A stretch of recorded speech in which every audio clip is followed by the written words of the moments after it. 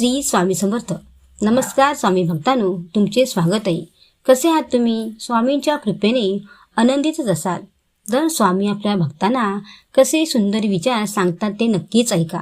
स्वामी सांगतात, बाळांनो, भूतकाळाचा कधीच विचार करू नका आणि भविष्याची काळजी केली तर अडचणी निर्माण होतात.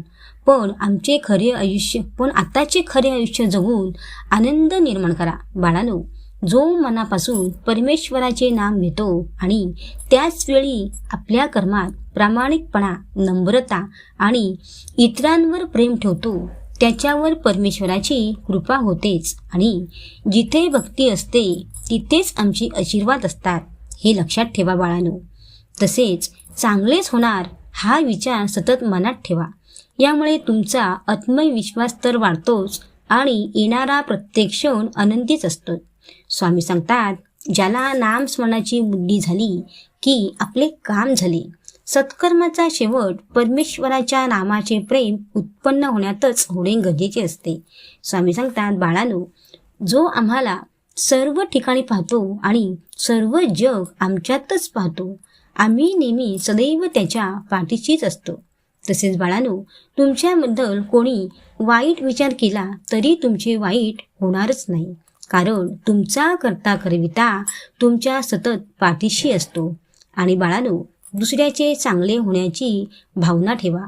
तुम्हाला आयुष्यात काहीच कमी पडणार नाही, हे एवढे तुम्ही लक्षात ठेवा. बाळांनो, जास्त विचार करू नका. ज्या गोष्टी आपल्या हातात नाही त्याची चिंता करत बसू नका.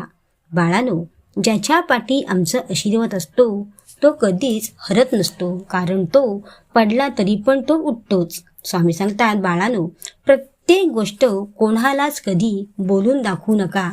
नेहमी चांगले बोलण्याचा प्रयत्न करा. बाळांनो, पुढे जाण्यासाठी आयुष्यात खूप प्रयत्न करा. कधीच प्रयत्न करायला कंटाळा करू नका. बाळांनो, एकदा दोनदा तुमचे प्रयत्न असफल होतील, पण तिसऱ्यांदा मात्र तुम्ही सफलच होऊन दाखवाल. आणि काय कोण जीवनात यशस्वी लगेच होत नसतो. बाळांनो, आयुष्यात पुढे जाण्यासाठी खूप कष्ट करावे लागतात आणि जो खूप कष्ट करेल तोच आयुष्यात पुढे जाऊ शकेल.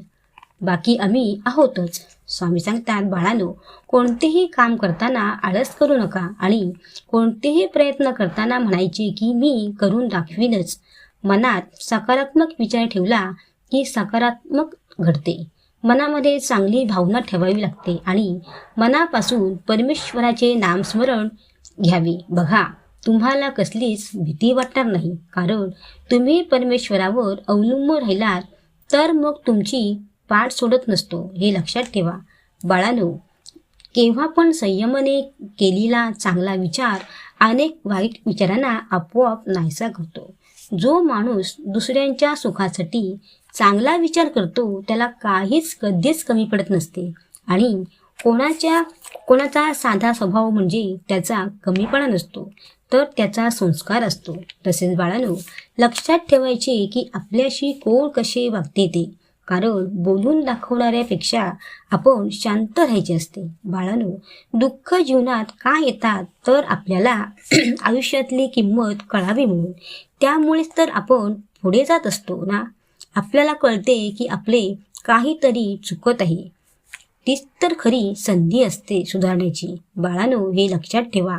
दुःख आले म्हणजे घाबरू नका, त्यावर जिद्दीने मात करायला शिका. आणि जो मनापासून परमेश्वराचे नाम घेतो त्याच्या वाटेला दुःख म्हणजे काहीच नसते.